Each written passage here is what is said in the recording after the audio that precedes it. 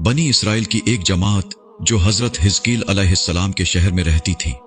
शहर में ताउन की वबा फैल जाने से उन लोगों पर मौत का खौफ सवार हो गया और ये लोग मौत के डर से सब के सब शहर छोड़कर एक जंगल में भाग गए और वहीं रहने लगे।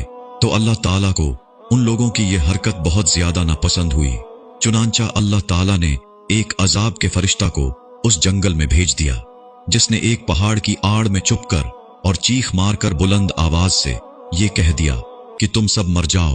और उस भयानक चीख को सुनकर बगैर किसी बीमारी के बिल्कुल अचानक ये सब के सब मर गए, जिनकी तादाद 70,000 थी। उन मुर्दों की तादाद इस कदर ज्यादा थी कि लोग उनके कफन दफन का कोई इंतजाम नहीं कर सके और उन मुर्दों की लाशें कुल्हे मैदान में बेगूर व कफन 8 दिन तक पड़ी पड़ी सड़ने लगी और बेइंतहा बदबू से पूरे जंगल बल्कि उसके अतराफ में बदबू पैदा हो गई।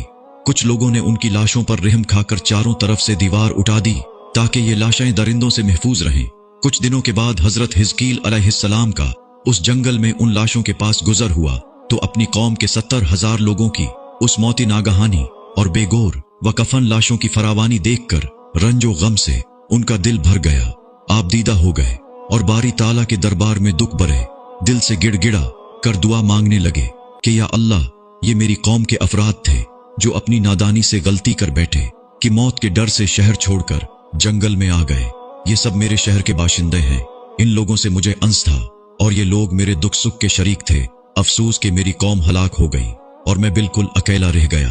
ऐ मेरे रब, ये वो कौम थी जो तेरी हमद करती थी और तेरी तौहीद का ऐलान करती थी और तेरी किबरियाई का खुतबा पढ़ती थी। आप बड़े सोजे दिल के साथ दुआ में मशगूल थे कि अचानक आप पर यह वही नाजिल हुई कि ए हिजकील, आप इन बिखरी हुई हड्डियों से फरमा दीजिए कि ए हड्डियों, बेशक अल्लाह ताला तुमको हुक्म फरमाता है कि तुम इकट्ठा हो जाओ। ये सुनकर बिखरी हुई हड्डियों में हरकत पैदा हुई और हर आदमी की हड्डियां जमा होकर हड्डियों के ढांचे बन गए। फिर ये वही आई कि ए हिजकील, आप फरमा दीजिए कि ए हड्डियों, तुमको अल्लाह का हुक्म है कि तुम गोश्त पहन लो। ये कलाम सुनते ही फौरन हड्डियों के ढांचों पर गोश्त चढ़ गई।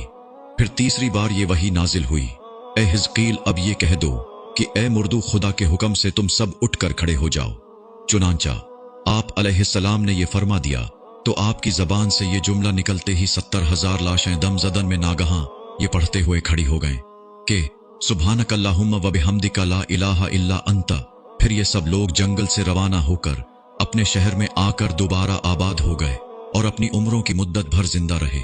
लेकिन उन लोगों पर उस मौत का इतना निशान बाकी रह गया कि उनकी औलाद के जिस्मों से सड़ी हुई लाश की बदबू बराबर आती रही और ये लोग जो कपड़ा भी पहनते थे वो कफन की सूरत में हो जाता था और कब्र में जिस तरह कफन मीला हो जाता था ऐसा ही मीलापन उनके कपड़ों पर नमूदार हो जाता था। चुनांचा ये असरात आज तक उन यहूदियों में पाए जाते हैं जो उन लोगों की नस्ल से बाकी रह गए हैं।